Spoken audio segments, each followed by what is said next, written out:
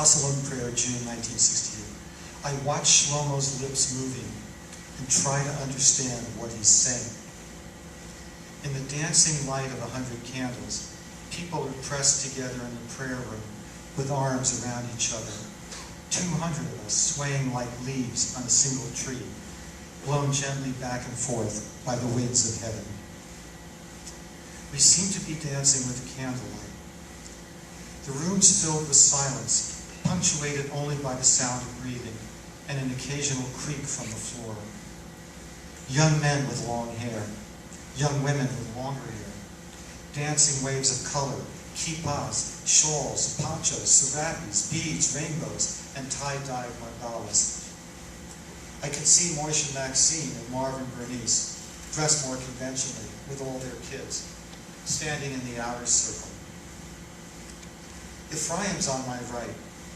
His eyes are closed as he sways back and forth from side to side with great intensity, shoulders tight, slightly hunched over, dancing to a different rhythm. I touch his shoulder lightly so I can connect with him even as my body is swaying with the rest of the circle. He smells like patchouli oil, the way Shlomo smells on Shabbos.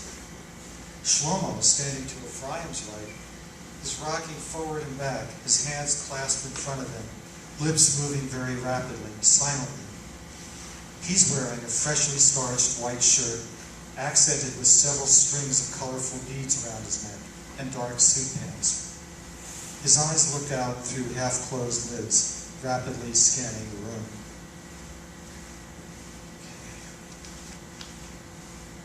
It's been only 2 months since I moved in, and we opened our doors. 7 weeks since Ruthie, my wife, joined me, and 6 weeks since Ephraim and Leah arrived. Everything's been happening so quickly. Shlomo has added the House of Love and Prayer to his business cards. He hands them out wherever he goes and invites everyone to come for Shabbos. We've just been singing and dancing L'cha Dodi for the Holy Shabbos Bride. Her spirit fills the room, filling us with love as we all hold each other. We don't need prayer books because Shlomo's saying the prayers for all of us. He doesn't need a prayer book because it's engraved in his memory. The prayer book and the entire Torah is inside Shlomo and pours forth from him effortlessly. Maybe if we stay with him and open ourselves enough, the Torah will pour into us and will be inside of us too.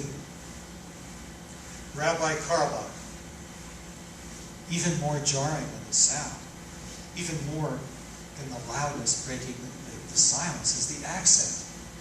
Businesslike, demanding, intrusive, like the cold light of a policeman's flashlight, startling a young couple in a car. I look toward the doorway in the back. There's a man in his 50s, a little older than my father, slim, medium height, gray hair, wearing a dark business suit, glasses, and a black knit kippah. The contrast between this dark figure and the rainbow of people in the room couldn't be starker. He's standing very still and straight, looking right at Shlomo. The room is quiet. Moving himself between worlds as though being dragged out of a dream, Shlomo stops davening and looks up. Yeah? Rabbi Karlach, what are you doing? Shlomo looks at him uncomprehendingly. What do you mean? The man waves his arm, gesturing at all of us in the room, as though the transgression were too obvious, too grievous to even be mentioned. You're an Orthodox rabbi. You should know better. The swaying of the circles has stopped. All eyes are on Shlomo. The room is silent. What's your name? He asks the man. My name is Zalman, he says, and I'm president of an Orthodox shul here in town. Rabbi Karlach, he says, gesturing again at all of us. You know that boys and girls, men and women, touching each other like this isn't really Judaism. You know that men and women have to be separated during prayer. Why aren't you showing them the real thing? Shlomo's eyes opened very wide. I'm learning how to lead services by watching him and by watching Ephraim. It's about working with the energy in the room so people can experience oneness with each other. It's not so hard when everyone's with you, supporting you. But how do you bring forth the spirit of love and harmony and oneness when someone's challenging you? Everyone is looking at these two men. No one moves for what really seemed like a long time. Finally, Shlomo steps toward the man. "Why are you standing so far away, my friend?" he says. "Why don't you come a little closer?" People standing near him step back. A path appears between him and Shlomo. Irving Zalman looks around a little hesitantly and then steps forward. The two of them are standing in the middle of the room, facing each other.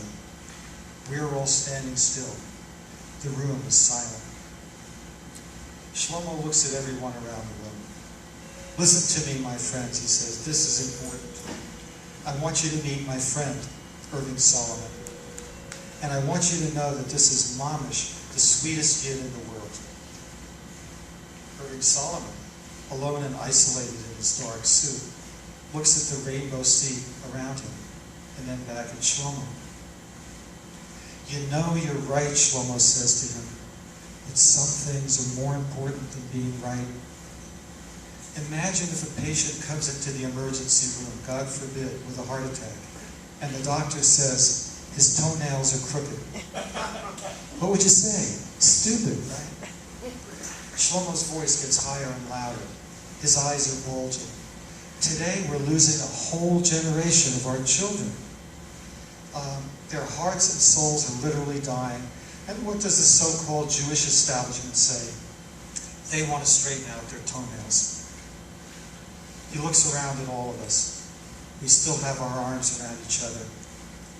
The flickering lights from 100 candles dance all over the ceiling. Shlomo's voice is softer now. "Maybe someday we'll have time to take our kids and work on their toenails," he says. I don't know. But right now we have something more important to do. Something more important. We have to mamish connect with their hearts. All eyes now are on Irving Zalman. Standing by himself in the middle of the room, he looks around uncertainly. Ephraim looks over at me and smiles. The room is silent. Irving takes off his jacket. He carefully folds it over his arm, looks for some place to put it. Maxine steps up behind him and says something to him. He hands her the jacket. He looks again at Shlomo, then around at all of us. No one says anything. He takes off his tie, carefully folding it and putting it in his pocket. Now he has a white shirt with an open collar, just like Shlomo. Shlomo looks at him and smiles. As he steps back toward the circle, a young man and a young woman step sideways to make room for him. Irving Zalman puts one arm around each of them. Leah's standing toward the back of the room, her hands clasped together, her eyes looking upward, sighing. Shlomo starts a soft melody, and we all begin singing. The melody is slow, gentle. Then it gradually gets more energetic and faster.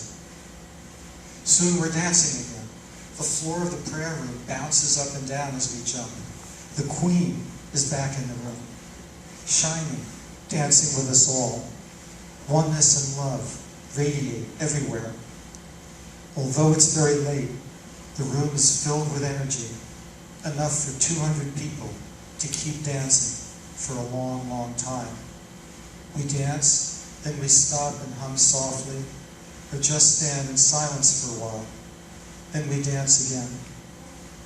Somehow, in a way where I'm only partly aware of it, Shlomo manages to slip in all the Friday night Shabbos prayers.